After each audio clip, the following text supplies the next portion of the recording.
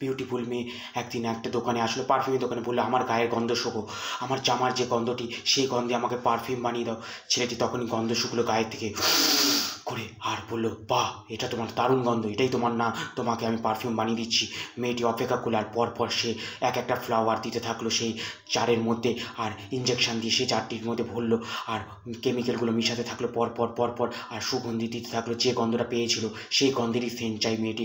ভালো করে বানানো, নাক দিয়ে টেনে নিল, গন্ধ শুকলো, আস্তে করে ঠেলে দিল। কীভাবে বানাচ্ছে ছেলেটি, দারুণ বানাচ্ছে, এবং গায়ের মধ্যে দিয়ে দেখালো, ম্যাজিক দেখাচ্ছি তোমাকে, দেখো এই সেন্টটি হয়ে যাবে।